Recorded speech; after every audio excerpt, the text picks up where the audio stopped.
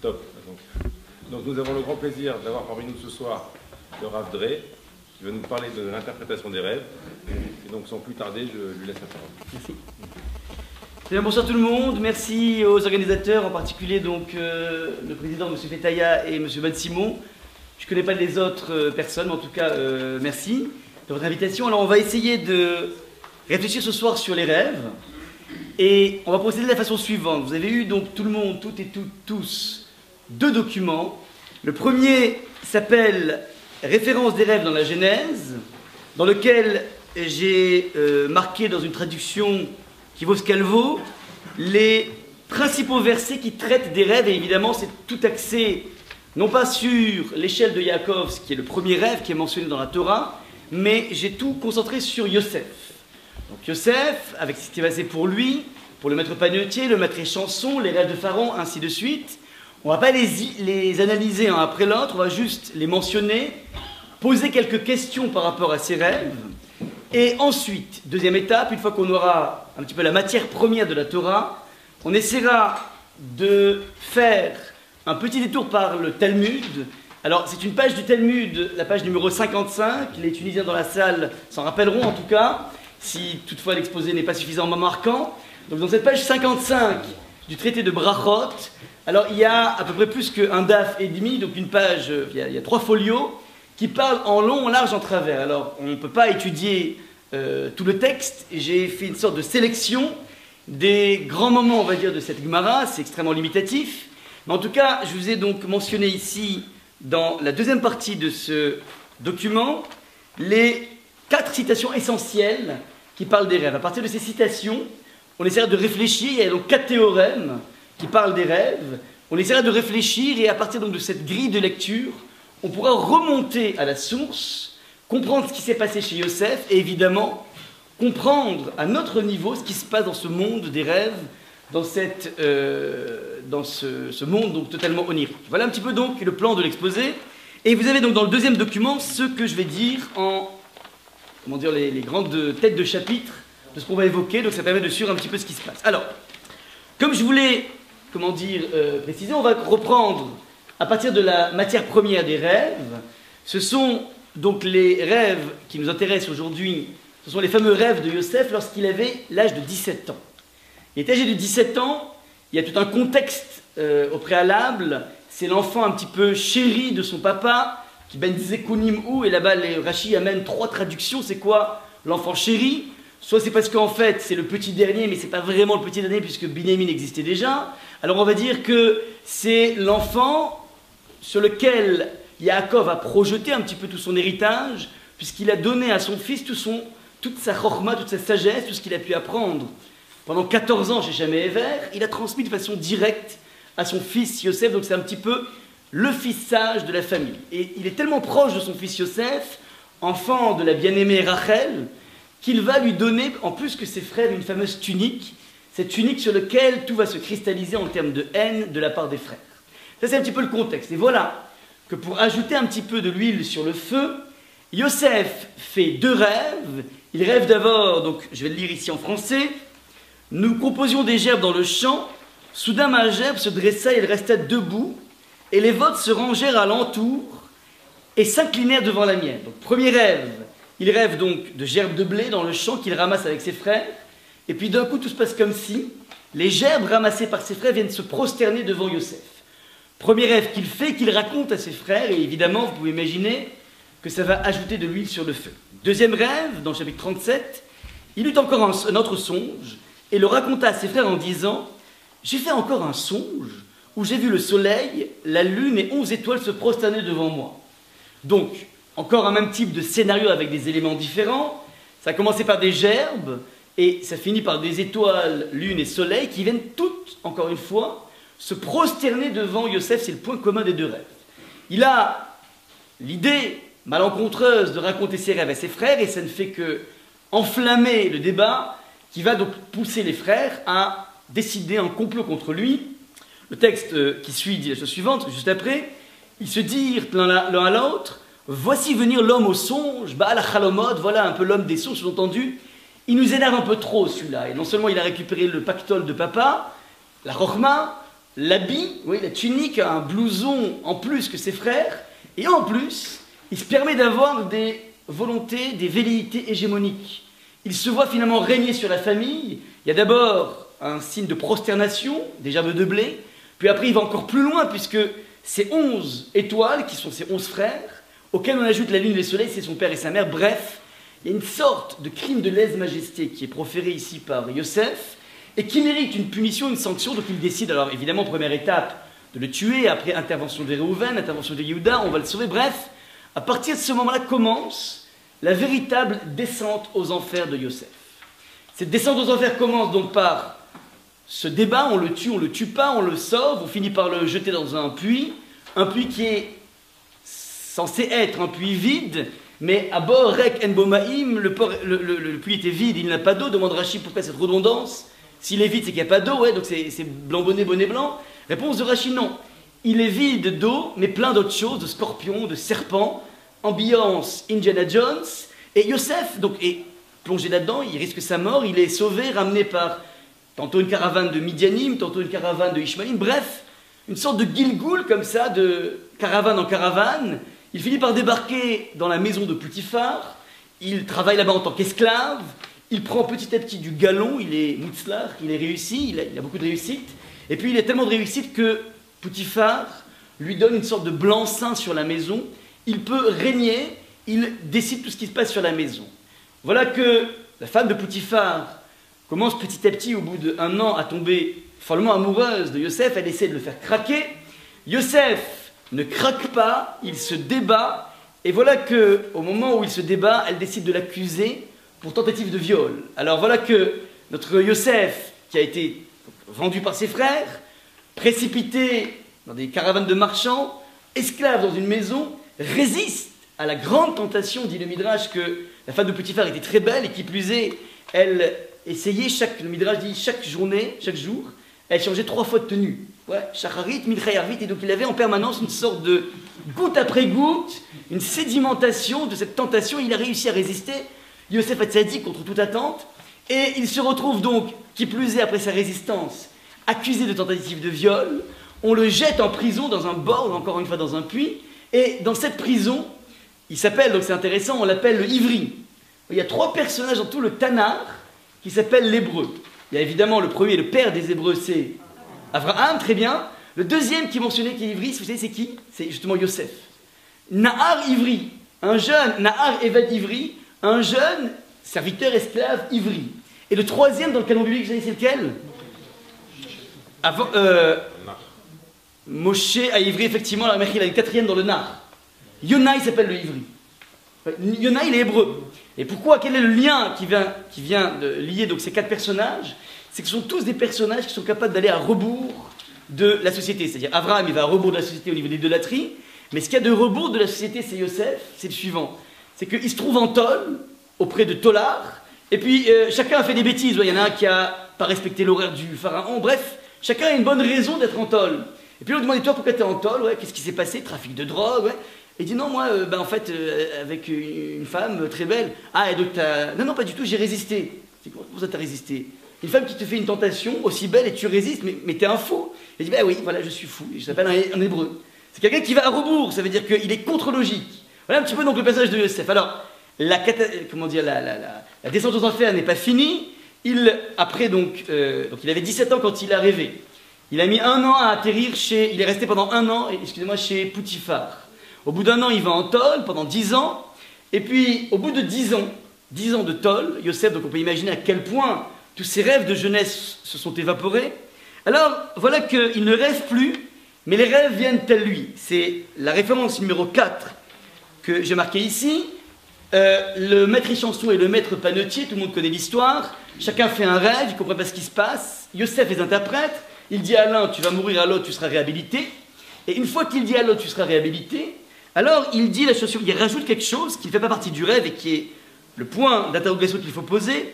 Si tu te souviens de moi lorsque tu seras heureux, rends-moi de grâce un bon service, tu parleras de moi à Pharaon. Et je vous ai marqué ici en italique et en gras la citation, donc on est dans la citation numéro 4. Tu parleras de moi à Pharaon. Les commentateurs demandent la chose suivante. le ton de Yosef est un peu trop péremptoire. Ça veut dire qu'il demande de grâce d'être, qu'on lui renvoie l'ascenseur, c'est compréhensible. Il a, par son interprétation quelque part, annoncé une extraordinaire nouvelle pour la réhabilitation de ce maître, et il lui dit, tu sais quoi, puisque maintenant tu vas être réhabilité aux hautes fonctions, pense à me faire un petit clin d'œil, pense à moi. Oui, c'est un petit peu la requête de Yosef. Mais la façon dont ils disent les commentateurs, est un petit peu trop impératif.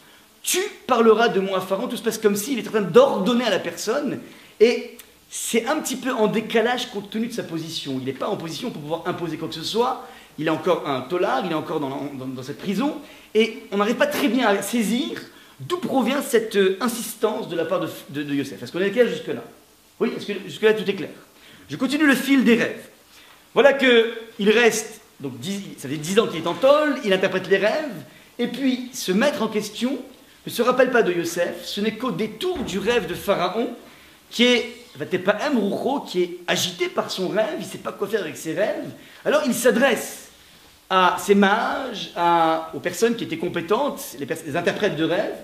Personne n'arrive à lui dire, à lui expliquer ce qui se passe. Alors à ce moment-là, d'un coup, ça met la puce à l'oreille au maître qui a été réhabilité, et il vient dire, ah mais je me rappelle, il y a un Nahar, ivri, oui, il y a un jeune, il est jeune, il est ivri, il est évêque, il est aussi esclave, il est hébreu, qui était dans la prison, il m'a interprété le rêve, et en interprétant ce rêve, tout ce qu'il a dit a été fait. Alors à ce moment-là, ils prennent Yosef, ils le sortent de son trou, ils l'habillent, ils le mettent devant Pharaon, et voilà que Pharaon lui dit donc encore une fois 2 types de rêves, et voici que du fleuve sortait, donc référence numéro 5, et voici que du fleuve sortaient 7 vaches belles et grasses, qui se mirent à paître dans l'herbage, puis 7 autres vaches sortirent du fleuve après elles, celles-là chétives et maigres, et s'arrêtèrent près des premières au bord du fleuve. Et les vaches chétives et maigres dévorèrent les 7 vaches belles et grasses. Alors Pharaon s'éveilla. Il se rendormit et eut un nouveau songe. Voici que 7 épis maigres et flétris par le vent d'est s'élevèrent après eux. Et ces épis maigres engloutirent les 7 épis grenus et pleins. Donc encore une fois, un scénario, un double scénario. C'est tantôt des épis, tantôt des vaches. Il y a des épis gros qui se font phagocyter par des épis maigres. Et il y a des vaches grasses et grosses qui se font phagocyter, manger, engloutir, par des vaches qui étaient plus maigres. On connaît très bien cette histoire. Maintenant, Yosef interprète les rêves, il leur dit voilà, ce ne sont pas 7 vaches, c'est des années, il y aura une phase d'abondance, une phase ensuite de famine, et il rajoute Yosef, et c'est là la question, référence numéro 6, donc que Pharaon choisisse un homme prudent et sage, et qu'il le prépose au pays d'Égypte, que Pharaon avise à ce qu'on impose d'un 5e le territoire d'Égypte durant les 7 années d'abondance. Donc, ce qui est frappant ici, c'est... Pardon, excusez-moi, désolé. Ce qui est frappant ici, c'est la chose suivante.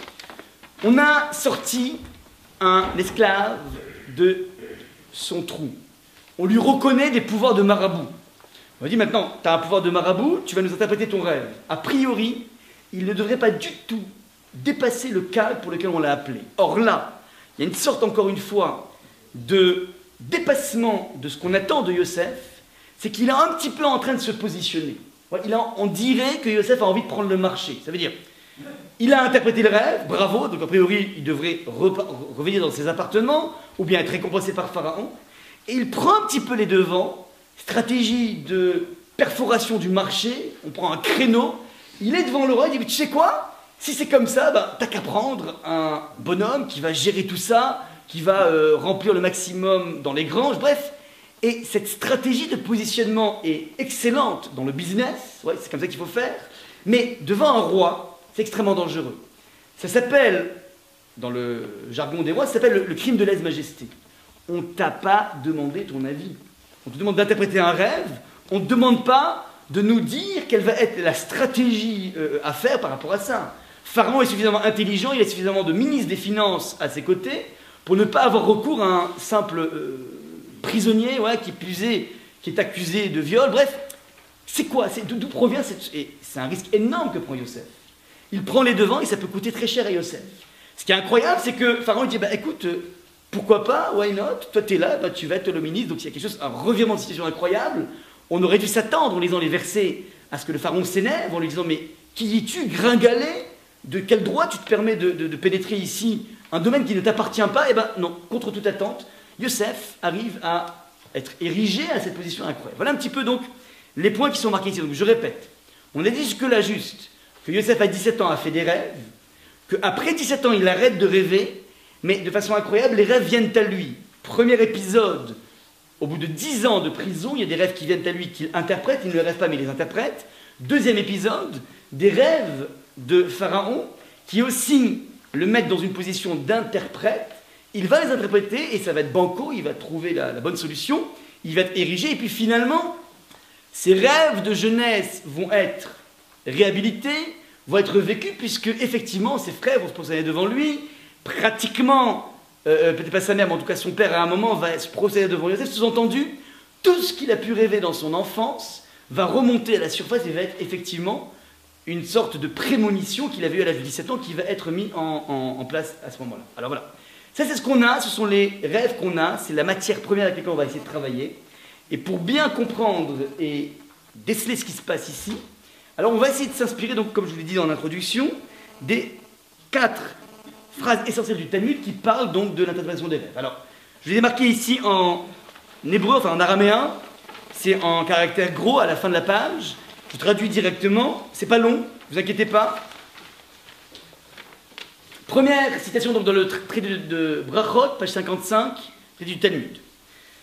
Je rappelle pour notre honorable assistance que jusqu'à présent on a vu des versets de la Torah. La Torah a été donnée à la fois écrite et orale il y a 3300 ans à peu près. Et ce contenu oral c'était jouait un petit peu le rôle, à Mavdim, si vous voulez, du décodeur de Canal+. Ça veut dire que pour avoir une image claire, il nous faut un décodeur. Ben c'est la même chose au niveau de la Torah écrite. La Torah écrite est extrêmement dure à déceler, à comprendre telle qu'elle est. Et il nous faut en permanence un décodeur qui s'appelle la Torah orale. Cette Torah orale, comme son nom l'indique, est une Torah qui devait rester orale, malheureusement, compte tenu des vicissitudes, des autodafés, des pogroms, des déportations, des exils, des destructions du temple, bref, ainsi de suite. En plus 100, plus 200, les maîtres de la Mishnah, donc plus 100, plus 200 après Jésus, les maîtres de la Mishnah se sont réunis pour concocter une sorte de condensé de la loi orale qui s'appelle la Mishnah. Et 200 ans après, les maîtres de la Gemara, donc lorsqu'on parle de Gemara, le Talmud, ça a été écrit en plus 400 après Jésus, sont venus donner encore plus d'explications du contenu condensé de la Mishnah. C'est trop dense, c'est trop complexe. Et puis donc il fallait étayer tout ça. Pour étayer tout ça, il a fallu donc les maîtres du Talmud qui sont venus expliquer que disait Rabbi Meir, Rabbi Akiva, et Rabbi, Rabbi Tafon, etc. Tous ces maîtres de la Mishnah sont encore trop denses pour nous, et donc il nous faut des maîtres de la Gemara pour expliquer tout ça. Mais plus on avance dans la génération, plus on a besoin de béquilles, et la Gemara devient de plus en plus opaque à travers les siècles. Il va nous falloir d'abord l'apport des Géonim, les géants, Rav Saadia Gaon, Rav Achai Gaon, c'est à peu près 6e, 7e siècle après Jésus.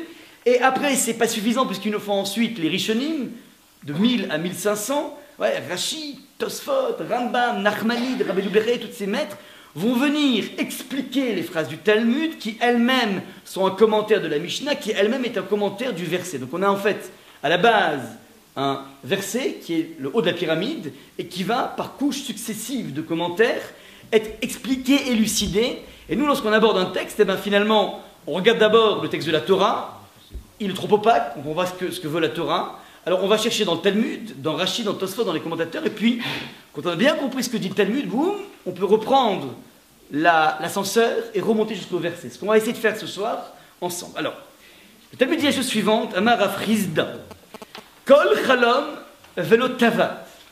Dit le texte la chose suivante, tous les rêves sont exploitables, dit le Talmud, c'est-à-dire que quel que soit le rêve qu'on fait ou le cauchemar, il est exploitable, Velo Tavat, sauf un rêve qui sera issu, d'après donc les Rishonim, sauf Rashi, le pas des Rishonim sauf Rashi, d'une journée dans laquelle on a jeûné. Tavat, c'est le jeûne.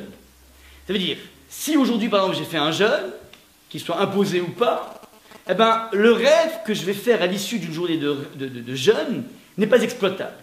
Qu'est-ce qu'on entend par là? Sous-entendu, on a vécu une certaine forme de privation, c'était pénible, c'était dur, on avait mal de tête. Alors il est possible que tout ce qu'on va faire germer dans cette activité onirique n'est que le produit d'une journée mouvementée. Et tellement mouvementée que finalement, ce n'est pas vraiment exploitable. Il n'y a pas une dimension prémonitrice dans ce rêve. Il n'y a pas quelque chose, il n'y a pas qu'Hachem n'est pas en train de nous aviser que tout ça. C'est finalement, on est en train de refouler la difficulté de la journée. Ça, c'est la première axiome. Maintenant, lorsqu'on parle d'une journée de jeûne, les commentateurs qui sont ramenés, donc, notamment dans le Mishnah Bura, les Rishonim et les Acharonim sont ramenés en disant qu'il n'y a pas que la journée de jeûne. Imaginons qu'on ait assisté dans la journée à un spectacle douloureux pour nous. On a vu une scène de violence, par exemple. Si le soir, à l'issue de ça, eh ben, on se met à rêver de violence, eh ben, c'est directement connecté à la journée, c'est pas exploitable. Est-ce qu'on est clair jusque-là sur cet axiome?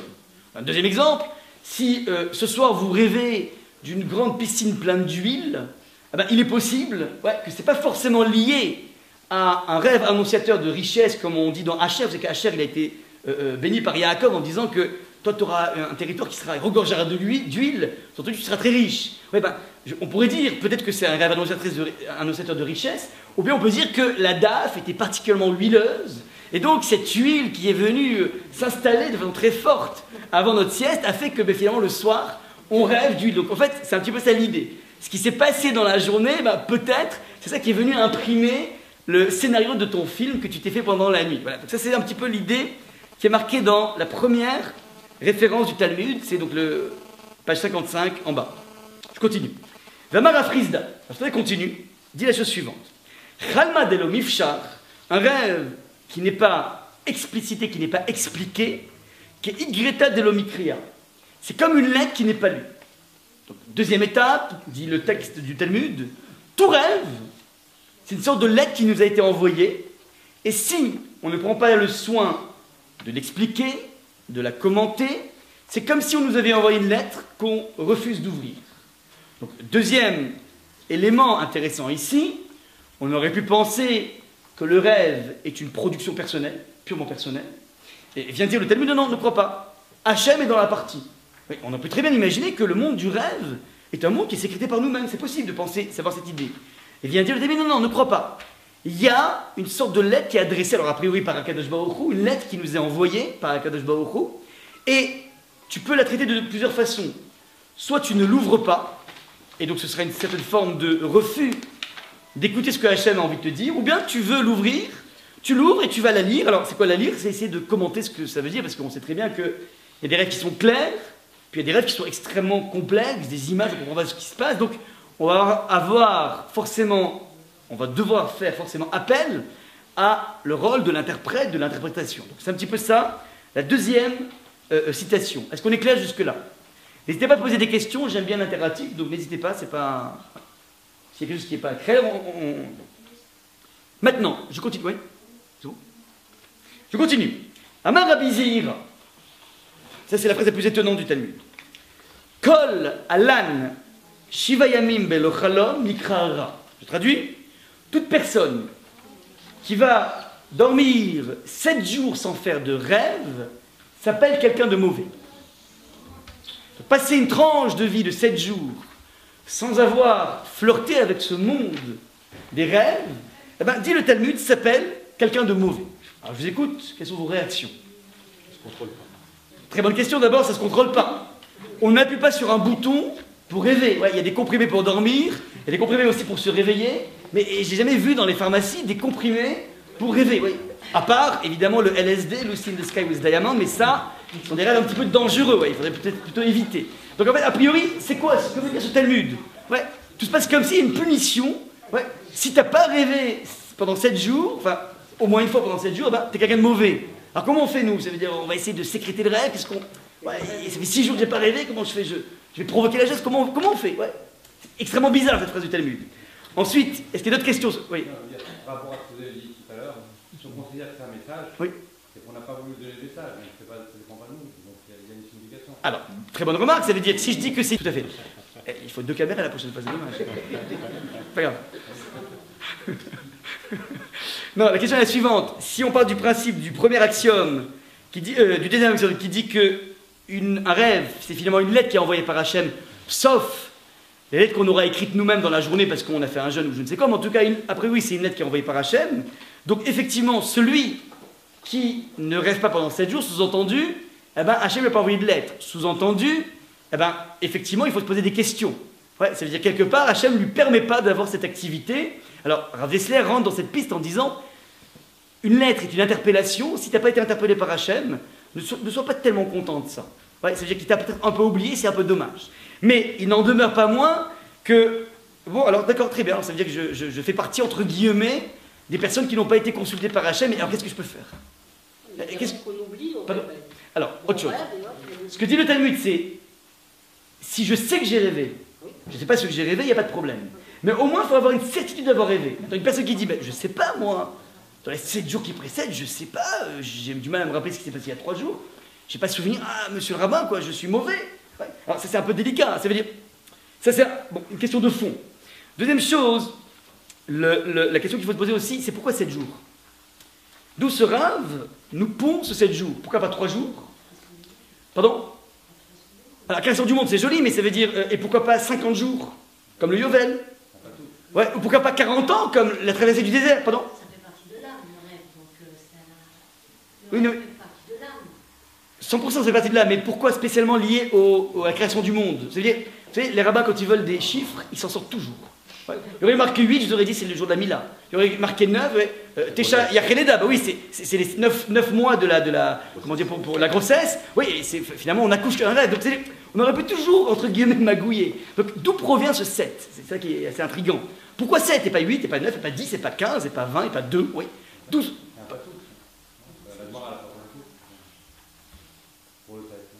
Il faut que je revoie. Il faut que je revoie. Il faut que je revoie. J'ai pas de souvenir. Ah, de Daniel. Pardon, Daniel. Il faut que je revoie. J'ai pas. Il faut que je vois. Il me semble. Pardon? Oui, mais alors, ça veut dire. Ouais, oui, mais c'est cette année là-bas. C'est déjà de cette année. Ouais. Ouais. Alors, encore une fois, c'est vrai que le 7, il est très souvent utilisé dans la Torah, les 7 jours de la création. Et oui, mais ça veut dire. Alors quoi, on fait du copier-coller sans réfléchir? Il faut comprendre ça. Maintenant, pour les linguistes de cette salle, je sais qu'il y en a beaucoup ici. Alors, il y a une petite remarque qui est faite par le Gaon de Vilna. Vous savez que le Gaon de Vilna, c'est un très grand commentateur. Ouais, et il ne laisse jamais rien passer. Il prend toujours un microscope pour lire les choses. Et puis, il y a une sorte de petite anomalie grammaticale, ici, de syntaxe. Alors, quand vous lisez le texte, vous voyez la chose suivante. Kol alan shiva yamim. Toute personne qui dort 7 jours. Alors, c'est une petite anomalie qui est sensible. Pardon?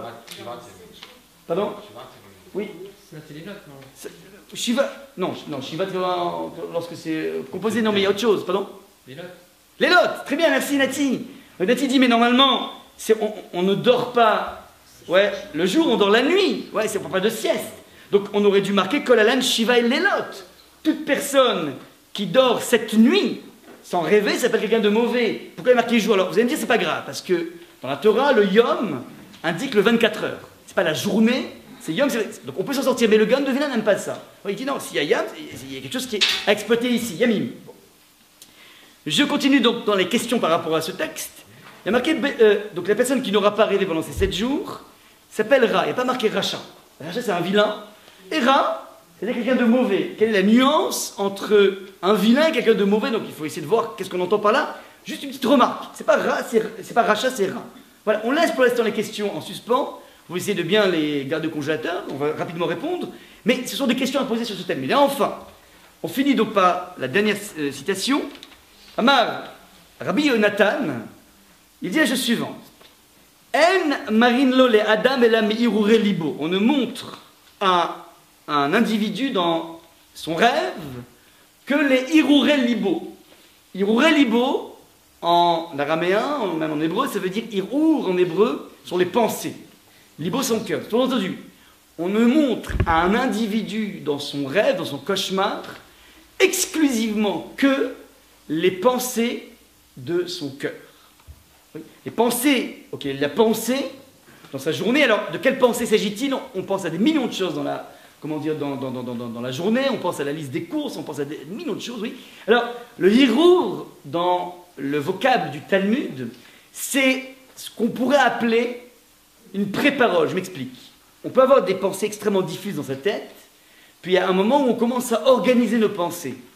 Et une fois qu'on organise nos pensées, elles sont presque prête à être exprimée. Ça veut dire qu'en fait, il y a une phase au niveau intellectuel qui s'appelle la pré-parole. Ça veut dire ce sont des, comment dire, des pensées qui sont tellement bien organisées qu'il ne me suffit plus que d'ouvrir la bouche pour que la pensée puisse couler, ouais, de façon extrêmement claire. Ouais, donc ce ne sont pas des pensées totalement diffuses, ce sont des pensées organisées, orchestrées, bien développées, et qui ne demandent qu'une seule chose, c'est d'ouvrir la bouche et de s'exprimer de cette façon. Est-ce qu'on est clair ou pas?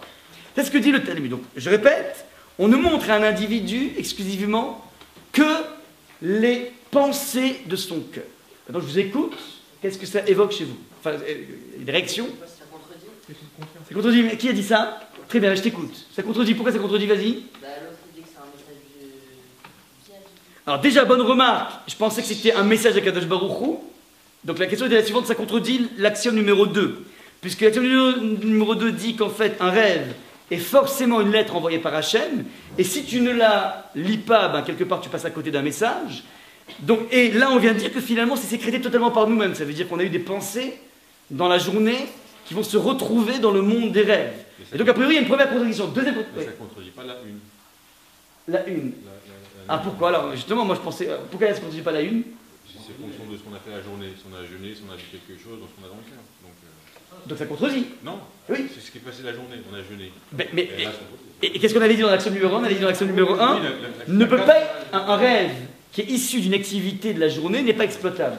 Et dans l'action numéro 4, on vient dire, c'est justement ce à quoi tu as pensé dans la journée qui va être dans le rêve. Donc, a priori, il y a une deuxième contradiction. Donc, deux contradictions dans le Talmud. Premièrement, donc, si c'est une lettre d'Hachem, alors a priori, c'est pas moi qui sécrète ça, primo.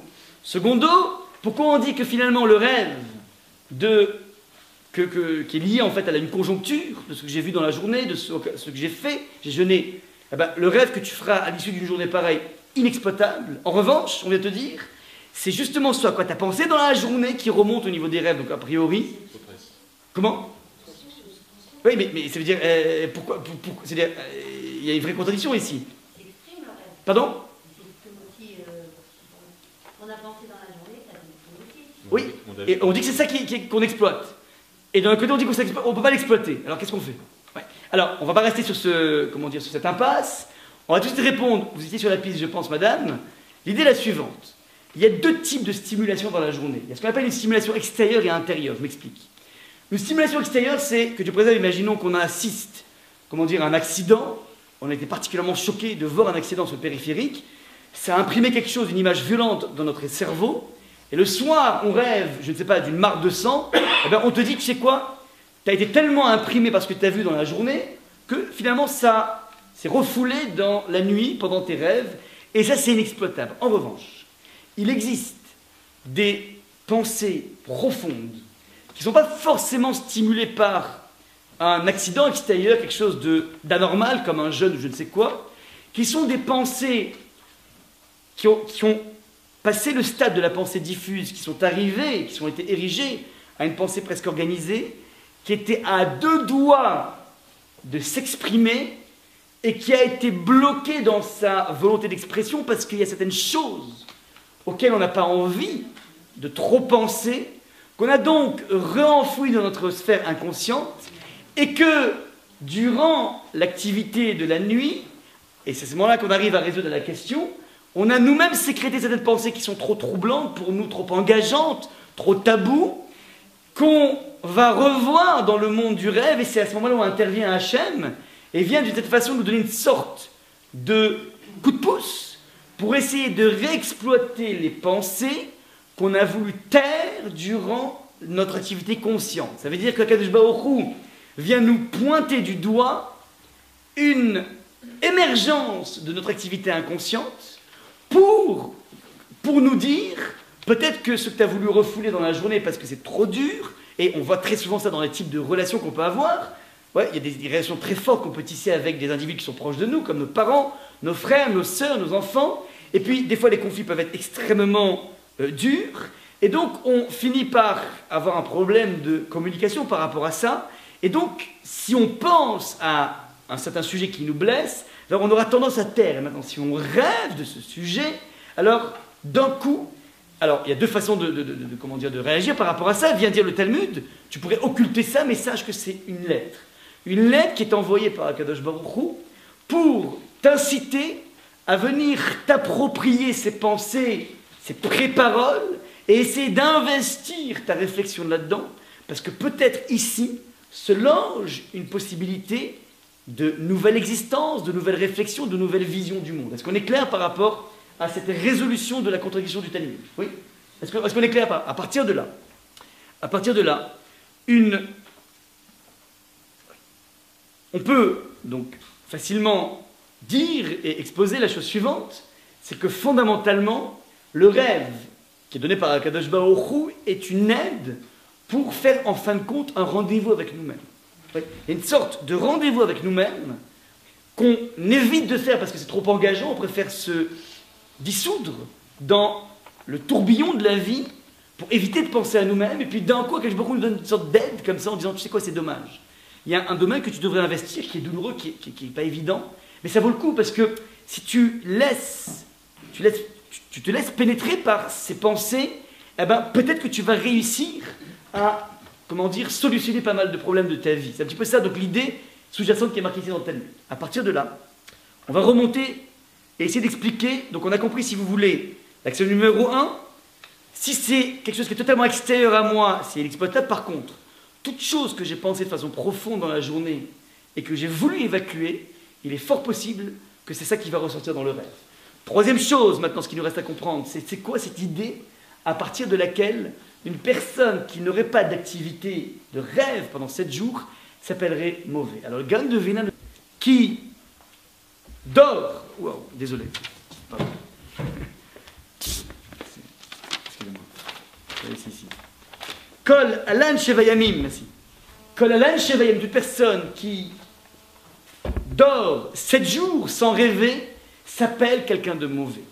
L'expression du Gaon de Vilna est la suivante. Il dit, on ne parle pas ici des rêves de nuit, on parle de ce qui s'appelle les rêves de jour. C'est quoi les rêves de jour?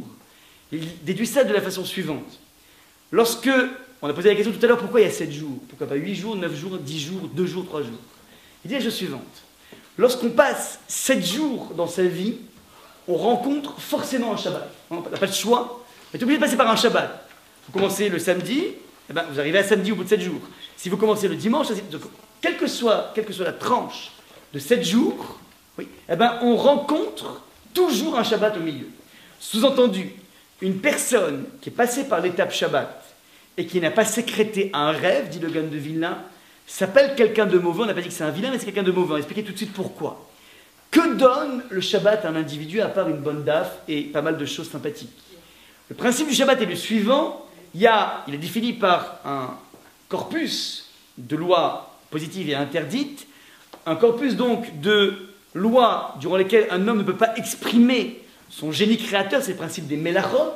Les mélachot ne sont pas des labeurs, il n'y a aucun interdit pendant Shabbat, une personne qui a envie de se faire les biscottos, de prendre la théba, la lever 10 fois, ouais, comme ça, tac, tac, tac, pour faire un peu les muscles, il n'y a pas de souci, pourtant c'est extrêmement épuisant. Vous allez dur, ça s'enferme comme ça, c'est dur, ouais. C'est pas interdit pour Shabbat. En revanche, prendre un stylo et écrire une lettre après l'autre, c'est interdit. Vous allez me dire, mais quand même, c'est pas fatigant d'écrire 2 lettres. Prenez une poêle et vous mettez un steak, et en 30 secondes d'induction, vous avez un steak qui est bon à manger maintenant. J'ai rien fait, c'est facile. Eh ben, c'est interdit, pourquoi c'est interdit? Parce que j'ai marqué ici par ma plume mon génie de domination sur la nature. Je suis capable, contrairement aux animaux, de prendre un stylo et d'écrire avec 2 lettres, 2 signes, créer un sens essentiel. Voilà. Porter un mouchoir. Pardon? Porter un mouchoir. Alors, très bonne question. Les balétosphot dans le Shabbat vont dire que porter un mouchoir, mais quelle est la dimension de halacha, d'expression du génie? Alors, on comprend dans une viande qui est passée de l'état cru à l'état cuit que là, il y a effectivement, j'ai apporté quelque chose que les animaux n'apportent pas. C'est-à-dire, mais un mouchoir, je porte un mouchoir, en quoi il y a une dimension d'expression du génie? Tosfot appelle ça donc une melacha groa, ça veut dire c'est une melacha faite dans le sens où il y a, oui, je fais opérer au mouchoir ce qui s'appelle un changement de référentiel. Un mouchoir qui se trouve ici dans la choule ou dans ma poche, si maintenant je me déplace sur les Champs-Élysées, eh ben, j'ai fait opérer à ce mouchoir un changement de référentiel et c'est plus le même mouchoir. Vous allez me dire, mais c'est la même structure moléculaire du mouchoir, c'est vrai, mais il n'a pas la même identité. Il appartient au même bonhomme, mais il se définit en fonction du référentiel. Vous prenez, au niveau des personnes par exemple, une personne en France, vous le déplacez en Allemagne, et ben, vous allez me dire c'est le même, oui, mais il est dans un contexte différent. C'est un peu complexe comme idée, subtil, mais les Chachamim, la Torah est rentrée même là-dedans. Comprendre qu'il n'y a pas simplement, comment dire, altérer un objet, transformer un objet pour mes besoins, faire de la broderie, faire de la, comment dire, de l'écriture, je ne sais quoi. Il y a aussi opérer un objet, faire subir à un objet un changement de référentiel, et c'est en fait ça l'idée de la Melacha. En tout cas, c'est quoi l'idée? C'est qu'on vient empêcher un homme d'exprimer son génie sur la nature. Vous allez me dire, mais alors quoi? C'est castrant comme expérience? Non. Toute ta faculté d'exprimer ton génie, tu vas la mettre dans un autre domaine qui n'est pas ta domination de la nature, mais ta faculté à t'exprimer. Tu vas créer des nouvelles relations avec ton épouse, avec ton mari, avec tes enfants. C'est-à-dire que ça doit être un jour durant lequel, en mettant un petit peu la pédale douce dans ton tourbillon, que tu sois informaticien, financier, je ne sais quoi, eh ben, tu vas mettre un petit peu la pédale douce par rapport à ça et essayer de te reconcentrer et de rerouter ta faculté de créer dans la dimension humaine, par exemple, dans ta relation avec Akadosh Baruch Hu. Ça veut dire que le monde du Shabbat est un monde dans lequel tu ne quittes pas le monde matériel puisqu'on mange, on ne va pas au Katmandou pour faire un Shabbat, on reste à Paris, dans un univers effervescent, mais dans cet univers effervescent, je décide de me rétracter un tout petit peu, je ne vais pas dans une tour d'ivoire, et je vais essayer d'investir des domaines de création que je peux taire pendant le reste de la semaine. Sous-entendu, le jour de Shabbat, c'est un tremplin et une occasion unique de pouvoir vivre dans un monde avec des frontières moins finies. Je ne suis plus dans le tourbillon de mon travail harassant, de l'école, de tout ce qui peut se passer dans une semaine pleine. Je prends un petit peu de distance, et lorsqu'on prend un tout petit peu de distance, d'un coup, on repense à notre univers en le voyant avec des frontières plus larges. On se voit dans une nouvelle dimension. La vertu essentielle du Shabbat, qu'est-ce qui se trame derrière toutes ces mélachot, tout ce que Hachem nous a demandé, quelle est la trame essentielle de tout ça? C'est amener un individu à faire un examen sur lui-même, essayer de se repenser et de se voir dans une dimension beaucoup plus grande que ce qu'il est. Une personne qui vit cette expérience se met d'un coup en pleine journée à rêver. Il se voit plus grand, il se voit dans des systèmes moins fermés, moins verrouillés. C'est ça l'essentiel de la vertu de Shabbat. Vient dire le Talmud, une personne qui n'a pas eu cette expérience au moins une fois par semaine, de s'extraire de son tourbillon et de rêver de jour, de se dire mais peut-être que je pourrais améliorer ça dans ma vie, je pourrais améliorer tel type de relation, je pourrais penser peut-être à déménager. Tous ces projets extraordinaires qu'on peut faire sans penser forcément au business, mais penser à sa personnalité, penser à son épanouissement, sont des choses qui peuvent se sécréter pendant le Shabbat. Une personne qui n'a pas goûté à ça au moins une fois par semaine, alors il est dans un tourbillon tellement fort que ce n'est pas un vilain, ce n'est pas un méchant, mais il est mal, ça veut dire il voit tout en noir. D'un coup, il est percuté par les dangers de la couche d'ozone, par les présidentielles de 2012, par les dangers de l'Iran. C'est-à-dire que d'un coup, tout ce qui est autour de lui est noir parce qu'il n'a pas pris le soin de réfléchir et de s'extraire pour essayer de se penser dans ce même univers avec des frontières moins finies, beaucoup plus larges. Comprenez la démarche ici? Ça veut dire qu'il existe un rêve de jour, et c'est là on va arriver au rêve de nuit, le lien, qui va lui-même sécréter un rêve de nuit, et c'est exactement ce qui va se passer avec Yosef. Yosef, on va maintenant reprendre tous les rêves dont on a parlé, vous allez comprendre comment tout s'enchevêtre de façon merveilleuse. Yosef a 17 ans. Qu'est-ce qu'un ado de 17 ans, à quoi un ado de 17 ans peut penser? Un ado de 17 ans, en tout cas en l'occurrence Yosef, c'est toujours dit comme ça, il a des ambitions gigantesques.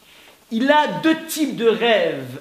D'un côté, on a dit le blé, vous voyez, de blé avec des gerbes de blé, et de l'autre, ce sont des étoiles. Le blé, comme son nom l'indique en argot, c'est du blé. C'est de l'argent. Yosef se voit à la tête d'un empire financier, il a des vision de Bill Gates, je ne sais quoi, avec un petit peu d'anachronisme, excusez-moi le raccourci, en tout cas c'est l'idée. Il se voit à la tête d'un empire financier primo. Secondo, c'est pas suffisant. il se voit dans une position totalement hégémonique durant laquelle tout le monde se prosterne devant lui. Et l'image, c'est une étoile, il se voit en tant que star. Yosef a fondamentalement des ambitions absolument débordantes. Et débordantes tout en étant l'enfant le plus racham de son père. Ça veut dire pour lui, c'est absolument pas incompatible d'être à la tête d'un empire financier, d'être la personne la plus importante du monde, celui qui va sauver l'Égypte. C'est pas du tout incompatible, c'est pas pour quitter le giron de la famille, au contraire. Il se voit créer un nouveau type, entre guillemets, de judaïsme, un judaïsme qui est capable d'assumer son essence, sa tzidkout, dans le milieu le plus hostile, le plus anti-Torah. Voilà un petit peu le rêve de Yosef. Maintenant, Yosef raconte ses rêves à ses frères, et personne ne le prend au sérieux. Pourquoi on ne prend pas au sérieux? Il y a des ambitions. Alors, d'abord, il rêve de jour, puis ça lui est validé par les rêves de nuit, les gerbes et les étoiles. Sous-entendu, il sent qu'il est à la lisière de cette réussite extraordinaire, Yosef. Il a même reçu son galon, il a un nouvel habit, un habit supplémentaire par rapport à ses frères. Ça veut dire que tous les ingrédients sont là. Il a rêvé de jour, il a été validé par son père et validé par Akadosh Baruch Hu. Les frères n'acceptent pas, veulent le tuer, c'est pas simplement de la jalousie, c'est beaucoup plus complexe que ça. En tout cas, c'est dit en deux mots. Le texte au tout début dit qu'il avait 17 ans, et le texte de la Torah dit Veunahar, il est jeune. Ouais, c'est un jeune homme. Alors Rachid demande, mais c'est une évidence, s'il a 17 ans, c'est qu'il est jeune, pourquoi tu as besoin de répéter qu'il est jeune? Réponse de Rachid, non. Il faisait des choses typiquement ado. Ouais, il se, faisait les cils, il se gominait les cheveux, il se sapait. Et donc lorsque les frères voient un personnage de Yosef qui parle d'un nouveau type de judaïsme avec une santé florissante à tous les niveaux, et on le voit en train de se gominer les cheveux, ça n'a pas l'air très très crédible, et donc puisqu'il n'est pas crédible, on va l'étouffer dans ses rêves. C'est un petit peu ça ce qui se passe. Il y a un débat intéressant entre les femmes, mais qui fait dire, mais t'es pas crédible. Ouais. Si vraiment tu es un tzaddik, alors tu ne dois pas passer ton temps à te gominer les cheveux. Et c'est d'ailleurs une réflexion tout à fait intéressante. On va insister beaucoup dans la Torah sur le fait que Yosef est beau. C'est pratiquement le seul personnage de la Torah pour lequel on mentionne qu'il n'est pas simplement beau, il est beau, mais de façon incroyable, autant que sa mère. Elle était Yefatoire Vifat Maré, il est Yefetoire Vifé Maré. Donc il y a toute une réflexion tout à fait intéressante, en ces cas on pourra l'étudier, sur le fait qu'en fait le beau est un ingrédient essentiel de la tzidkout, paradoxalement. Oui. Et c'est la raison pour laquelle les plus grands personnages de la Torah, les plus grandes imaot, la Torah va préciser de façon très claire qu'elles étaient superbes. Et les gens qui vont dire non mais chas v'shalom, ouais, c'est pas de la beauté, on parle, c'est de la beauté intérieure. Alors, vous voyez que très souvent, ce type d'argument, la beauté intérieure, est donné par des gens qui sont moches, en général. Ouais. Le système de la beauté intérieure, ouais, comme ça, généralement, dit non. Mais pourquoi je dis que c'est faux, la beauté intérieure, enfin, ça existe la beauté intérieure, c'est shalom. Mais lorsqu'on dit sur un personnage qu'il est Yefet Tohar, Vifé Maré, il est beau d'apparence et beau d'éclat, alors il y en a bien un au moins qui concerne la beauté physique, on ne peut pas jouer à cache-cache. Ouais, et on dit ça sur Rachel, on dit ça, c'est très intéressant, sur Rivka. Rivka dit voilà. Sarah avant, bien sûr, mais même Rivka. Les gens disent, voilà, Rivka, extraordinaire, elle donne à la breuve, Eliezer, elle abreuve ses chameaux, c'est extraordinaire, donc on l'a attrapée, ouais, on l'a vu. C'est elle qui peut rentrer dans la maison d'Abraham, elle a un recette débordant. La première chose qui est marquée dans le verset, lorsqu'il a repéré Rivka, il a vu qu'elle était belle. Et après, il a vu l'aspect chesed. Ouais, donc en fait, bon, on n'a pas le temps, mais en tout cas, l'idée est la suivante, c'est que la beauté, le travail de la beauté, est quelque chose qui est un ingrédient essentiel du monde spirituel. Bon, ça c'est un autre dossier. En tout cas, Yosef n'est pas du tout crédible. Il n'est pas crédible parce que quelque part il y a quelque chose qui cloche chez lui, donc on va le jeter dans cet enfer. Petite remarque aussi, vous voyez que tout ce que je parle est situé dans la paracha de Vayeshev. Et dans la paracha de Vayeshev, c'est intéressant, tous les personnages qui sont cités là-bas procèdent de des mêmes mouvements, qui vont a priori accéder au sommet de leur existence, dans toute leur exception, et puis d'un coup, ils se fracassent de façon vertigineuse. On a évidemment donc Yosef, à 17 ans, il a tout pour lui, et puis il va être fracassé, il a passé, donc on a dit 1 an chez Poutifar, 12 ans de tol, ça fait 13 ans de galère, avant d'être réincorporé par Pharaon. Donc en fait, une personne qui a 17 ans, il va écoper de 13 ans de galère, de presque mort, bref. Ça c'est Yosef. Mais en amont de ça, la Torah commence par Vayeshev, Yaakov Be'eretz Megouré Aviv. Je ne sais pas si je ne me suis pas trompé, monsieur Réachi, je sais qu'il y a des spécialistes ici du texte. Donc, les Be'eretz Megouré Aviv. Alors, le Midrash dit, mais Vayeshev, il a voulu s'installer, ouais, de façon durable, Be'eretz Megouré Aviv, dans la terre où n'ont fait que séjourner ses pères. Yitzhak, c'était un juif errant, Abraham, c'était un juif errant, et toi, tu veux faire le malin, Vayeshev, tu veux t'installer, mais t'as pas compris que les juifs, ils doivent être errants un petit peu, surtout, il y a une sorte de presque reproche ici, et dit le Midrash, tu veux t'installer, tu sais quoi? Deux problèmes vont t'arriver. Ta fille Dina va être souillée, et ton fils Yosef, tu sais ce qui va se passer. Alors, comment dire, Chassécham, c'est pas une punition pour Yaakov.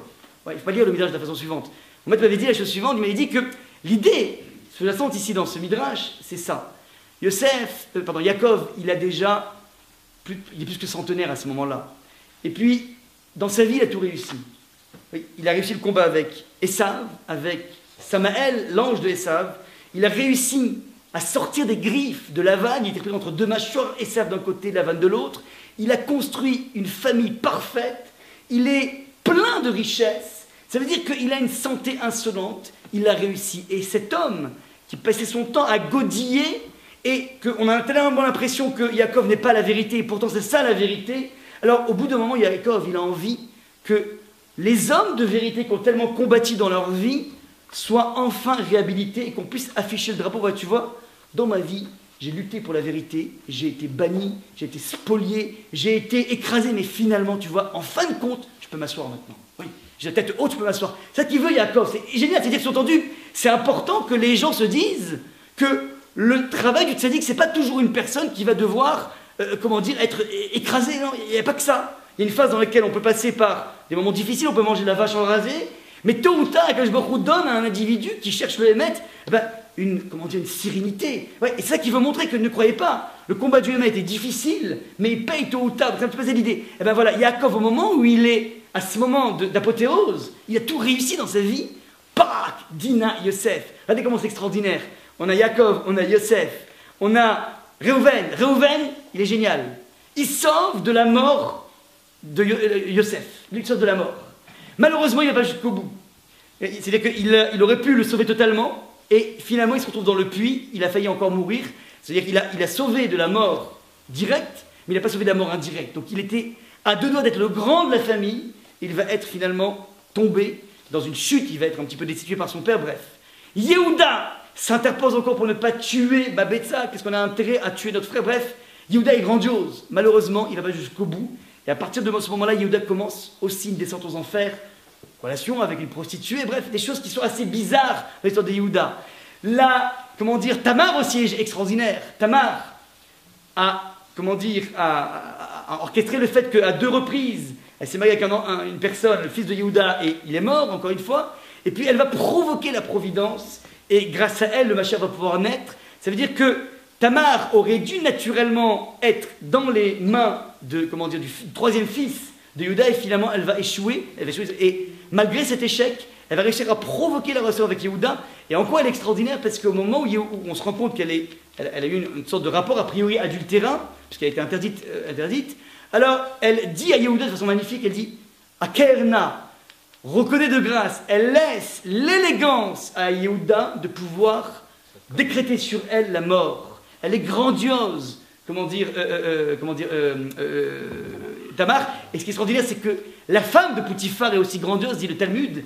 Ce qu'elle voulait chez Yosef, ce n'était pas simplement le faire craquer, elle a vu en lui une possibilité de descendance. Alors elle s'est presque, elle a presque uvré, puisque finalement c'est la fille adoptive de la femme de Poutifar qui va se marier avec Yosef. Ça veut dire qu'elle a senti qu'il se passait quelque chose. Elle avait, Kavna, les Shem Shamaïm, elle pensait qu'il y avait quelque chose de bien qui pourrait sortir. Mais regardez quelle est la différence entre la femme de Poutifar et Tamar. Les deux ont provoqué la même chose. Il y en a une qui, au moment où, le poteau rose a été découvert, Tamar, elle est capable de mourir, c'est-à-dire qu'elle est capable d'assumer l'échec. Oui. Et par opposition à la femme de Poutifar, qui elle, au moment où elle voit que ça ne marche pas, le stratagème qu'elle a monté avec Yosef, finalement, elle craque, et qu'est-ce qu'elle fait? Elle accuse Yosef. Sous-entendu, tous les personnages, Yosef, Yaakov, Yehuda, Réhouven, Tamar, sont des personnages qui vont flirter avec le sommet de leur apothéose et qui vont être capables ensuite de faire un chemin, une traversée du désert dans lequel ils vont assumer la non-réussite. La grandeur de ces personnages, ce n'est pas de réussir, c'est d'être à 2 doigts de la réussite et d'assumer ensuite un monde d'échecs qui vont les amener petit à petit, au bout de 20 ans, 15 ans, 20 ans, à réémerger sur la scène de l'histoire. C'est un petit peu ça l'idée. C'est la seule qui n'a pas réussi à assumer un échec, c'est la femme de Potiphar, et c'est la raison pour laquelle on ne connaît pas son prénom, elle n'a pas de prénom. Ne peuvent marquer l'histoire de la Bible que les personnages qui ont réussi à marquer leur histoire, c'est un petit peu ça l'idée. En tout cas, ceci étant dit, Yosef, on a dit, a des rêves de jour qui sont sécrétés par la nuit. Maintenant, il a 10 ans de cavalcade, durant lequel il ne rêve plus, évidemment, c'est pas spécialement magnifique comme atmosphère de rêver dans une prison dans laquelle il est jeté à vie. En revanche, ce qui est extraordinaire, c'est la chose suivante, c'est que les rêves viennent à lui. Et voilà pourquoi, une fois qu'il entend que des personnes viennent lui demander d'interpréter les rêves, alors Yosef, il dit la chose suivante. C'est quand même incroyable. J'ai rêvé, ça n'a pas été exaucé, mais ce qui est incroyable, c'est que les rêves viennent à moi. Sous-entendu, Akadosh Baruch Hu me fait un clin d'œil que ces rêves d'antan vont tôt ou tard se réaliser. Et donc, il prend les devants et s'approprie de façon magnifique les rêves. Sous-entendu, si tu as rêvé, toi le maître échanson et le maître panetier, c'est pas pour toi que tu as rêvé. Le seul sujet de ces rêves, c'est moi, et c'est la raison pour laquelle il dit, comme on a dit dans le verset, la référence numéro 4, tu parleras de moi à Pharaon, sous-entendu, que tu le veuilles ou que tu ne le veuilles pas, tu seras condamné à parler de moi à Pharaon, parce que fondamentalement, ces rêves en question sont des rêves qui me concernent. Deuxième incartade de Yosef. Pharaon est en face de lui, il vient se positionner. Donc que Pharaon chez un homme, sous-entendu, tu as fait des rêves cette année, ainsi de suite. Certains commentateurs, le Rafforman fait remarquer qu'il y a eu beaucoup d'indices qui font en fait que ces rêves le concernent à lui. Quel rapport entre les vaches et, et Yosef. Très bien, on parle de vaches, on dit qu'elles étaient grasses, on dit qu'elles étaient yefator, vifatmar, et elles étaient belles d'apparence et belles d'éclat comme Rachel. Et donc il entend dans la bouche de Pharaon que fondamentalement, ces vaches sont là que pour lui, sous-entendu, je suis le sujet essentiel de ce rêve. Et c'est la raison pour laquelle il comprend que si Pharaon le fait venir pour interpréter un rêve, c'est pas pour que Pharaon soit apaisé, mais c'est pour que Yosef soit érigé et puisse, enfin émerger. Voilà un peu comment Yosef a fait des rêves de jour qui lui ont été validés de nuit, et une fois qu'ils ont été validés de nuit, il a compris que tôt ou tard, les rêves viendraient à lui. Donc, par ce billet, on a réussi à répondre quels étaient finalement ces tons péremptoires que Yosef avait vis-à-vis du maître échanson et maître panetier et vis-à-vis de Pharaon. Je finirai en laissant ensuite la place aux questions. Il y a un dernier axiome que je ne vous ai pas dit, qui est le 5e axiome, qui n'est pas marqué dans, qui est pas marqué dans le texte. C'est la chose suivante. Une personne, lorsqu'on est censé donc interpréter un rêve, on a dit qu'il y a des pensées profondes qu'on a dans la journée qui sont des fois aidées par Akadosh Baruch Hu, comme une sorte de lettre qui t'invite à interpréter ce rêve. Vous allez me dire, mais comment on fait pour interpréter un rêve? Ouais, on va voir un marabout, qu'est-ce qu'on fait? Alors, la Gemara dit la chose suivante. D'abord, on est les principaux acteurs de cette interprétation. Maintenant, il arrive très souvent qu'une personne puisse faire un cauchemar terrible, et donc la Gemara, il y a 2 types de scénarios. Soit on est clair sur le cauchemar, soit on n'est pas clair. Si on est clair, dit la Gemara, alors il fallait avoir 3 copains, 3 copines, et on lui dit voilà, j'ai fait un très beau rêve, alors que c'est un très mauvais rêve, et les personnes sont censées dire, t'as vu, des personnes qui nous aiment, des copains, des copines, des gens qui nous aiment, dire t'inquiète pas, le rêve que tu as fait est un excellent rêve, il n'y a aucun souci. Alors, quelle est l'idée, ce que j'entends ici?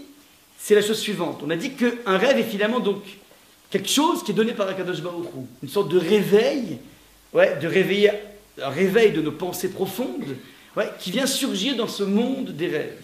Maintenant, ce rêve en question, s'il est cauchemardesque, alors le Talmud vient dire, tu sais quoi, tu vas avoir des amis à toi, et tu vas leur dire, j'ai fait un très beau rêve, et ils vont dire, ouais, t'inquiète pas, c'est un très très très beau rêve. À quoi on joue ici? C'est quoi cette politique de l'autruche? La réponse est la suivante. C'est vrai que c'est une lettre, mais c'est une lettre qui n'est pas écrite de façon définitive. C'est une lettre qui est en voie d'interprétation. Et si je m'entoure de 3 amis ou de 3 amis EES, c'est parce que ce sont des personnes qui me veulent du bien, et à partir du moment où ils vont, me dire que le rêve est bien, ils viennent donner un sens à cette énergie venue d'Akadosh Baruch Hu. Ce que donne Hachem, c'est une sorte de vecteur. Un vecteur sans le sens, c'est une direction. Et par le biais de personnes qui nous aiment et qui vont interpréter dans le bon sens, on peut s'approprier du rêve et orienter l'interprétation. Sous-entendu, il n'y a rien de définitif. Tout peut être, si vous voulez, canalisé vers un sens qui est bon. Ça, c'est la première façon d'interpréter. La deuxième façon d'interpréter, dit le Talmud, c'est si on a fait un rêve qui est atroce, mais dont on ne se rappelle d'aucun détail. Ouais, on a eu, si vous voulez, une activité qui était très forte dans la nuit. On sait que c'était horrible, on n'a absolument aucun élément pour dire, mais de quoi j'ai rêvé, mais je sais que c'était atroce. Alors, dit le Talmud, à ce moment-là, c'est important d'aller, pendant que les Kohanim font la Birkat Kohanim, balader des parsés Yadéou, au moment où ils étendent leurs mains et ils parlent beaucoup de Shalom, donc le Kohen est un personnage central dans la Torah, qui est là pour répandre une idée de Shalom, de lien. Donc on a encore cette idée d'ami. Et au moment où il fait Yevakra Shavira, alors la personne doit dire, Akadosh Baruch Hu, voilà, il y a un Moussar dans la Gemara de Brachot, qui dit que Akadosh Baruch Hu, voilà, j'ai fait un rêve, je sais pas c'est quoi, si c'est un beau rêve, ben, que tu es Mechazek Oto, que tu le renforces, et si c'est un mauvais rêve, alors je te demande de le guérir comme tu as guéri Myriam de la lèpre, comme tu as guéri ainsi de suite. Bref, il y a une procédure en question, mais l'idée suivante est la suivante, ça veut dire, il y a une direction qui a été donnée par Akadosh Baruch Hu, qui commence à me faire extrêmement peur, qui me donne une angoisse incroyable.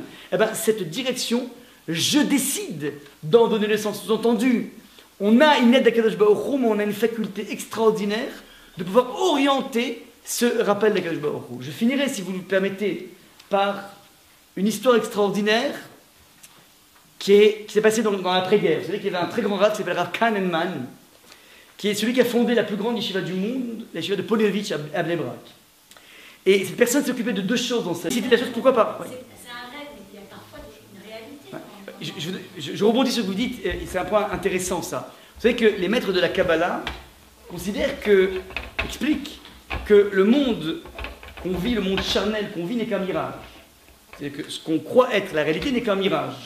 En fait, la véritable réalité dans le monde, c'est le monde spirituel, qui sous-tend en permanence le monde matériel. Le premier qui a voulu publier cette idée, c'était, Avraham Avinu, lorsqu'il a acheté le tombeau de Marpella, oui, le caveau de Marpella. Alors, la Gemara dans Hérouvine va dire que c'est comme Marpella. Pourquoi il s'appelle Marpella et pas Josette ou je ne sais quoi? Pourquoi Marpella? Parce que la chaîne Kefel, c'est double. C'est-à-dire qu'il y a en permanence la prise de conscience qu'on vit en fait deux vies. Il y a une vie charnelle qu'on vit, qui n'est qu'une projection d'une vie spirituelle très forte. Je vous donne une image très intéressante.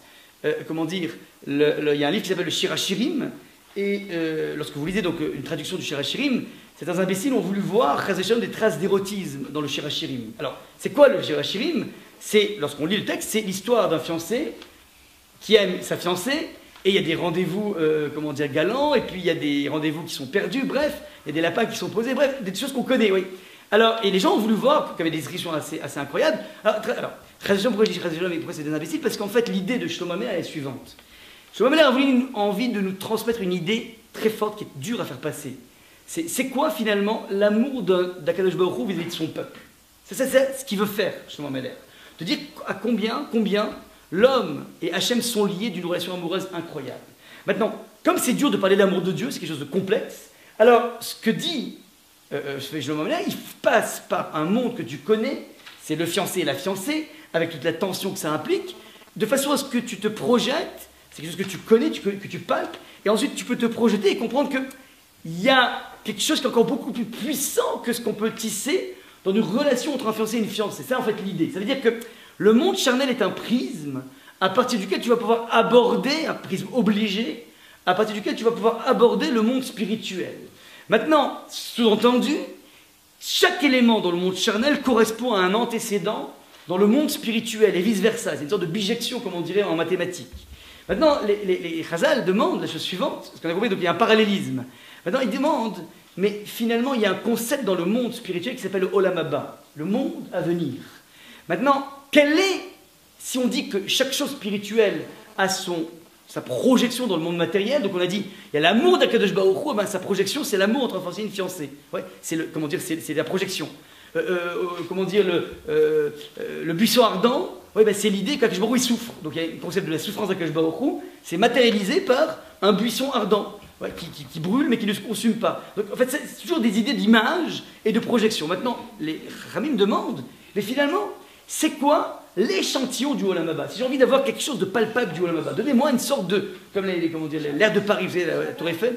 Alors, ça t'a dit Me'en Olam Haba, ça c'est Me'en Olam Haba. Effectivement, le Shabbat, ce serait donc le monde du Shabbat serait un échantillon, mais pouvoir le vivre encore de façon plus forte dans le sens où on est en train de dire la chose suivante, que ce monde n'est qu'un mirage, et le véritable monde spirituel, c'est le monde à venir qui sous-tend dans le monde qui est en train de se dérouler maintenant. Là-bas, c'est pas un monde à venir, c'est un monde qui est en train de se dérouler sous mes pieds. Et justement, le rêve. Le rêve est justement comment dire, la façon de palper cette idée. Lorsqu'on est dans un rêve, dans un cauchemar, on a vraiment l'impression que c'est du vrai. Ouais. On se réveille, au Hachem, il y a des réveils tonitruants qui nous ramènent qu'en fait, on n'est pas au bord du précipice, c'est pas du tout ça, ne croyez pas. Eh ben, c'est à ce moment-là, on se dit, mais c'était tellement vrai. Eh ben, le rêve a été donné par Akadosh Baruch Hu, justement, pour qu'on réalise que demain, à Vesrim, on pourra pénétrer la dimension réelle des choses et réaliser en fait que ici, ce n'est qu'un mirage. Parce que si on n'avait pas eu le rêve, vous m'aurez pris pour un charlatan. Ouais. Et oui, parce qu'est-ce qu'il raconte, ouais, c'est quoi, c'est un prédicateur. Mais puisque maintenant on a le monde du rêve, on arrive à palper cette idée de se dire, mais finalement, il y a quelque chose d'assez incroyable. Tu es sûr que c'est du vrai, c'est du palpable, tu as eu des émotions, on peut se lever en transe d'un rêve, donc il y a quelque chose de vrai, et pourtant c'est du mirage. Ouais. Donc je peux appliquer la même chose sur la réalité quotidienne et dire, mais finalement ce n'est que du mirage. Ouais. C'était pour vous dire.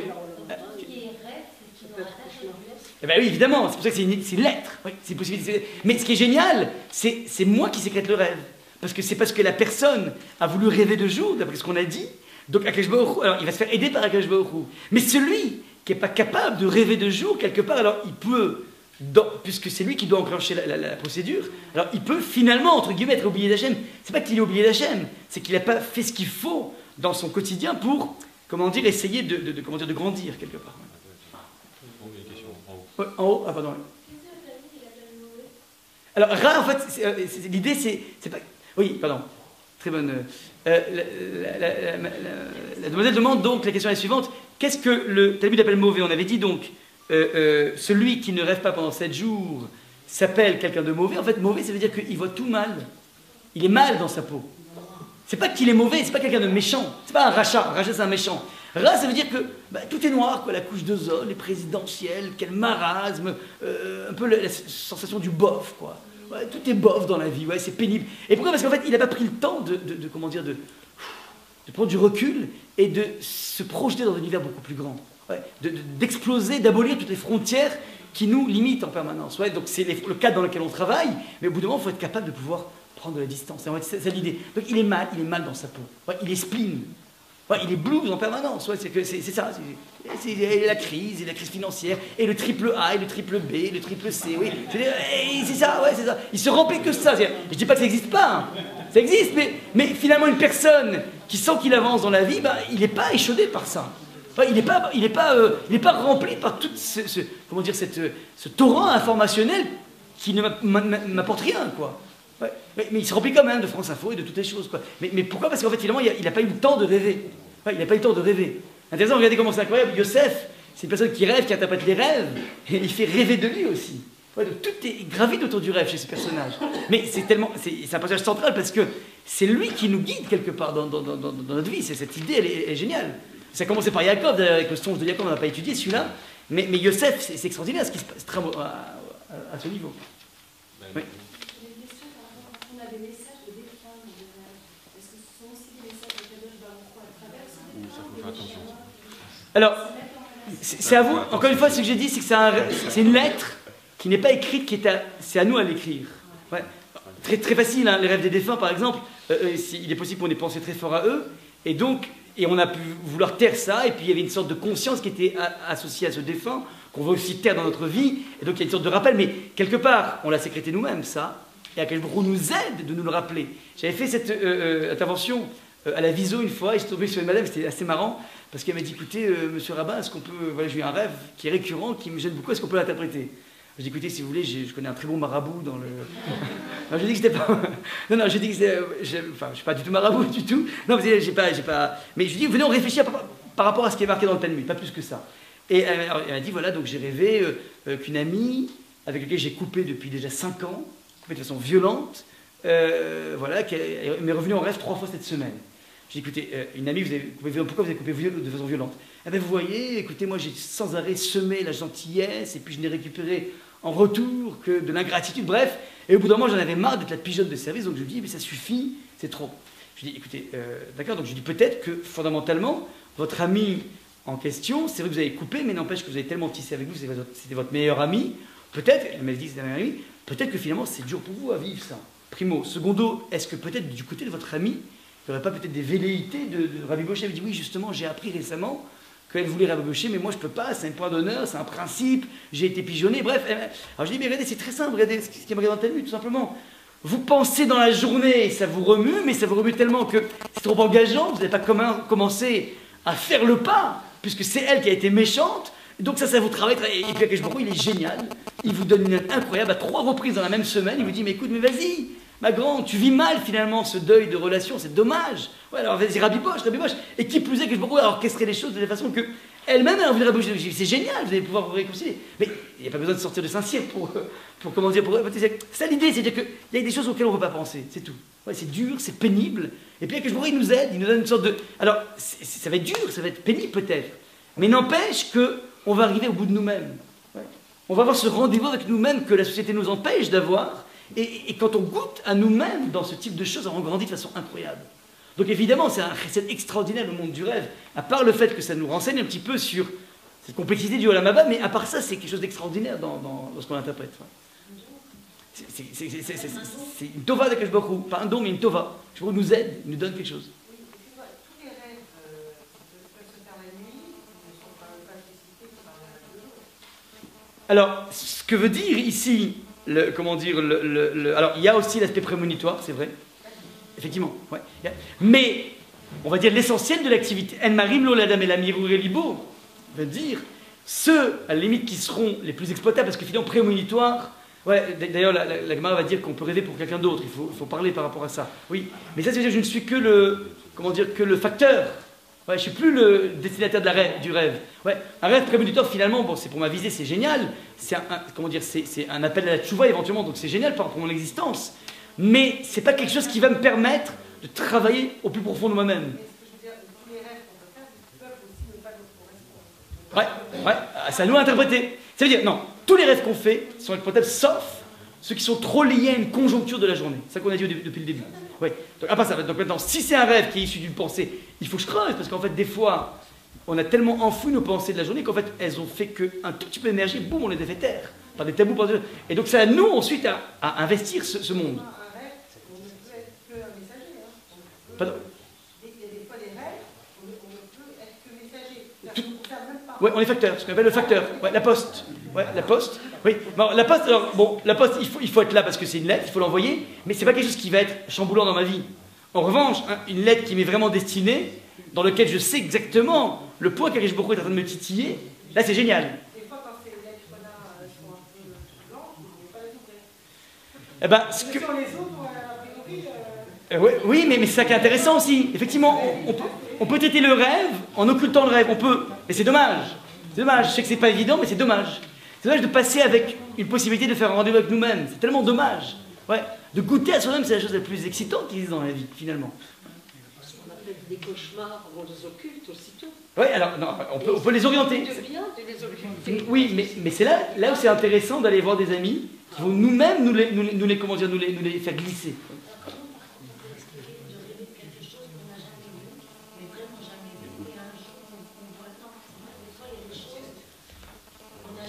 Alors, rêver de choses... Alors, il y a deux choses. Il y a des rêves complètement incroyables. La Gemara va dire qu'une personne qui va rêver, comment dire, d'un éléphant qui vole, ou bien qui passe par le chat d'une aiguille, c'est pas un rêve exploitable. Parce que c'est rien du tout. Ouais, c'est l'explication de la Gemara. Moi, je donne une explication de la Gemara. Parce que rêver d'un éléphant qui passe par le chat d'une aiguille, c'est pas un rêve, c'est de la réalité. Les enfants nous font passer par le chat d'une aiguille, ouais, un éléphant par le chat d'une aiguille. Donc en fait, c'est de la réalité, c'est pas du rêve. Donc c'est juste une boutade. Ouais. Donc maintenant, effectivement, il y a des rêves dans lesquels on a l'impression, dans la réalité de la vie, qu'on a déjà rêvé ce qu'on est en train de vivre. C'est une sorte de, comment dire, on a l'impression qu'on fait un flashback. C'est ça que vous dites? On peut rêver qu'on n'a jamais été dans un endroit et quand on y est, on dit ah c'est marrant. J'ai l'impression que j'ai une familiarité avec cet endroit. J'ai déjà vu ça. Donc vous dites peut-être que j'ai rêvé déjà à cet endroit, vous dites. J'ai l'impression d'avoir rêvé. Donc c'est l'impression du déjà vu, c'est ça? Oui, non mais ça, encore une fois, le rêve dont on parle dans la Gemara, c'est un rêve, je suis sûr que j'ai rêvé, je ne sais pas ce que j'ai rêvé, ou bien je suis clair sur ce que j'ai rêvé. Mais là, avoir l'impression... C'est d'un endroit, par exemple, où tu n'as jamais été, et puis tu arrives, et ben tu y es, et tu te dis, c'est bizarre, je connais cet endroit, sans jamais avoir. Oui, mais je suis pas sûr d'avoir rêvé. Vous dites peut-être qu'il y a un rêve qui se cache derrière ça, mais je suis pas sûr. Bon, alors, mais moi, ce qui m'intéresse, c'est lorsque je rêve, pas lorsque je suis dans la réalité. Et j'ai peut-être que j'ai déjà rêvé ça. Je comprends ce que vous dites, mais la limite, là, vous êtes en train de chercher une lettre, voilà, non lue, peut-être. Mais ce qui nous intéresse plutôt, c'est de voir, j'ai une lettre, qu'est-ce que je fais avec cette lettre, ouais. Dans l'Agmara, justement, dans le fait référent, on nous donne les clés. On nous dit par exemple si on rêve dans. Alors le Shulchan Aruch, on va ramener. Oui. Ou alors un Sefer Torah qui est au livre. Si on est appelé à la Torah, ça veut dire pas du shalom. On nous dit même de jeûner pour ça. Si Alors il y a un jeûne, il y a une tzedaka, effectivement. Dans Fatah et il y a justement, comme vous avez fait référence, il y a un passage qu'on dit justement pendant Tout à fait. C'est parce qu'on sait qu'on est préoccupé par ce rêve. Alors, ici, c'est un message. Alors, a priori, si je suis clair sur le rêve, j'ai pas de souci. Les courriers recommandés, d'accord. Ouais. Alors, l'accusé de réception, ouais. Mais on veut nous faire dire quelque chose. Alors, lorsque la réception de l'accusé, ça devient la réception de l'accusé, en fait, le rêve, ouais, c'est la réception de l'accusé. On est toujours préoccupé. Alors, 100%. On ne peut pas l'interpréter. Non. Encore une fois. Il y avait Rav Papa, ou je ne sais pas, qui racontait ça. Alors, Rav Papa. Il s'est aperçu que c'était l'interprétation. Ouais, alors, je vous explique. Il y a une histoire incroyable dans la Gemara qui dit la chose suivante. Il y a deux rabbinim qui sont allés voir un interprète pour le même rêve qu'ils ont fait. Les deux, ils ont rêvé la même chose. Et un des rabbinim avait donné de l'argent avant l'interprétation, et l'interprète lui a interprété dans le bon sens, enfin, de façon positive. Et ça s'est passé. Et le même rêve, je crois que c'était Abaye, il est allé voir donc l'interprète, le même rêve, il n'a pas donné d'argent avant, eh ben, c'était interprété dans le mauvais sens. Alors ça ne veut pas dire qu'il faut payer, mais ça veut dire que la personne était enclin à vouloir aider le rave qui a rêvé, et donc d'un coup il a eu un mouvement d'interpréter dans le bon sens. C'est en fait l'idée ça veut dire que quand je suis avec quelqu'un qui est gentil, qui a envie de me faire du bien, il va lui-même écrire la lettre, il va donner le sens à cette lettre. Ça c'est le point. Les Kohanim interviennent lorsque j'ai rêvé, je ne sais pas ce que j'ai rêvé, mais je sais que c'est grave. Enfin, en tout cas, ça me fait... Ouais, je ne sais pas. D'ailleurs, le Loussard, c'est la chose suivante. Si c'est bien, eh ben, tu renforces Hachem. Si c'est pas bien, tu guéris. Ouais, donc, maintenant, il y a des rêves assez saugrenus. Je n'ai pas le temps d'en parler, qui sont ramenés par la Gemara, Rav Yosef, des rêves incestueux. Il y a des rêves incestueux. Un homme avec sa maman, un homme avec sa fille. Et ce qui est extraordinaire, c'est que là-bas, le Shivodad parle de ça. Alors, là-bas, la Gemara va dire que ça veut dire une personne, tous ces rêves complètement incestueux, la personne peut espérer une grande richesse. La personne peut espérer une extraordinaire chokhma, sagesse. Paradoxalement, un rêve complètement sordide, assez incroyable, incestueux, eh ben, s'avère être une sorte de prémonition, d'ouverture de cadeau de chokhma et ainsi de suite. Ce qui veut dire que les images violentes du rêve, d'une personne qui se voit dans une dimension incestueuse, en fait, doivent être décodées et orientées dans le bon sens. Ça veut dire qu'il n'y a rien qui ne peut pas être orienté dans le bon sens. Tout dépend de l'empathie de l'interprète. Maintenant, on n'est pas obligé de passer par l'interprète, on peut passer par soi-même. On peut soi-même se gouverner en disant, voilà, les choses vont bien se passer.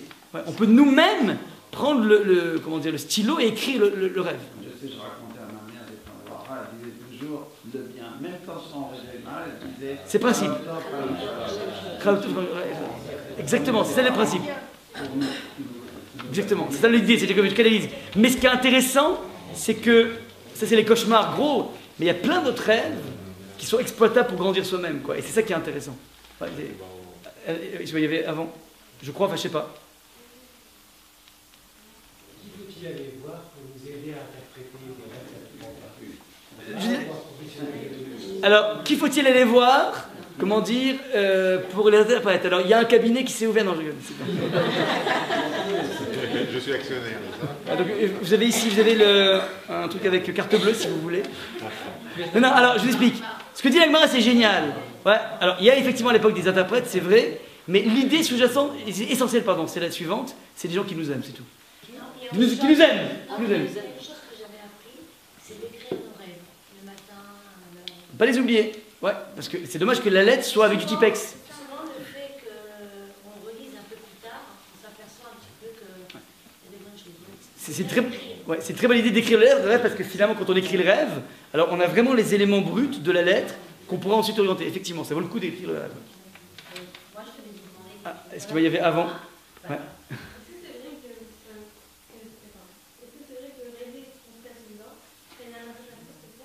Alors là, le Shulchan Aruch parle de ça, tout ce qui concerne les dents. Je ne sais pas pourquoi, mais en tout cas, le Shulchan Aruch est clair, il faut soit jeûner, soit donner une pièce, donner à la tzedaka, quoi. Il y a une, comment dire, là-dessus, le Shulchan Aruch a tranché. Il y a quelques rêves dont il a parlé, Sefer Torah qui brûle, ainsi de suite. Il y a des choses qui sont des sortes de messages objectifs, une sorte de langue objective des rêves. Mais à part ça, et la plupart, c'est pas ça, quoi. La plupart, c'est pas ça, c'est autre chose. Alors, la pièce de tzedaka est là pour, à la place du jeûne, en général. Si on peut jeûner, on jeûne, c'est bien.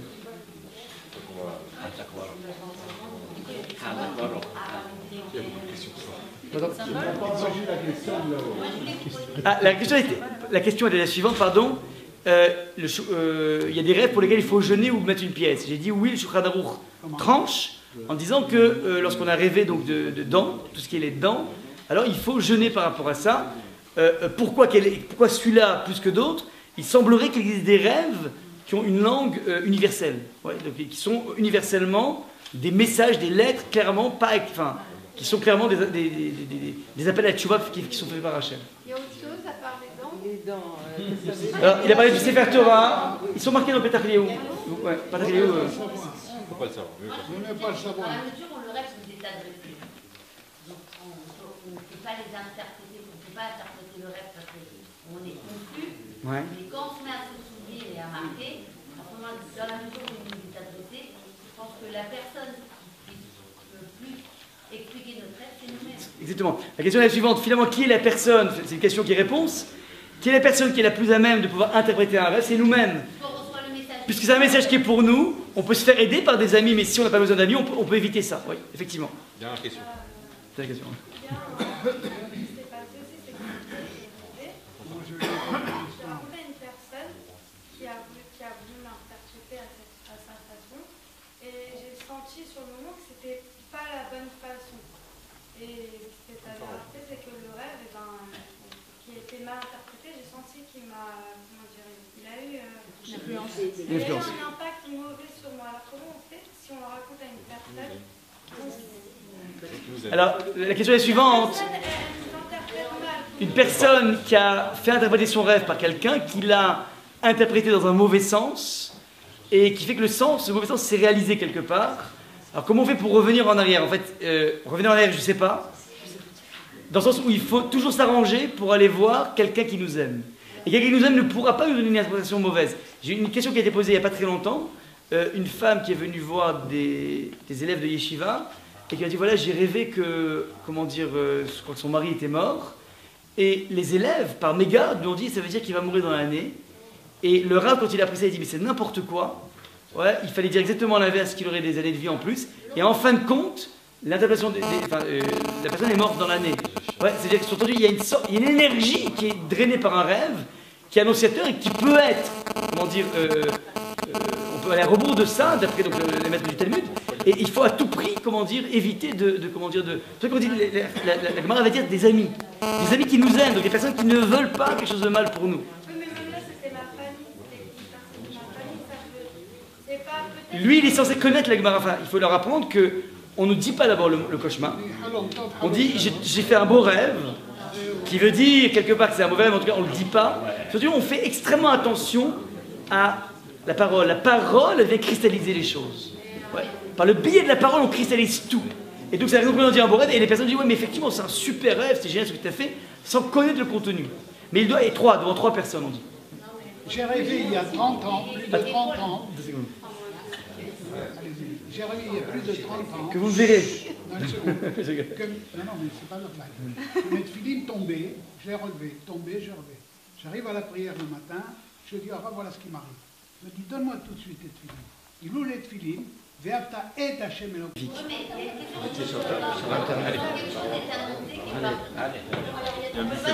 On continue dans le buffet. Ouais, on peut continuer devant le buffet peut-être. Voilà, c'est ça qu'on va rendre. Je crois qu'on peut remercier le Rav Dré. Une petite précision. Si vous voulez donc... j'enregistre ici en fait, si vous voulez accéder à pas mal de conférences, il y a un tout nouveau sur iPhone, donc je ne m'adresse pas au BlackBerry mais au iPhone. En fait, il y a comment dire, une application, c'est sur Torah, ça s'appelle Aleph, A-L-E-F, tout simplement. Et là, il y a une plein de. Donc, il y a Rav Citruc, il y a Rav Gay, je suis dessus aussi. Voilà, donc c'est une toute nouvelle application sur iPhone. Vous pouvez Alors, c'est intéressant, vous pouvez à la fois télécharger soit la conférence, soit la vidéo, soit les deux, et aussi le papier, enfin ces documents de travail. Voilà.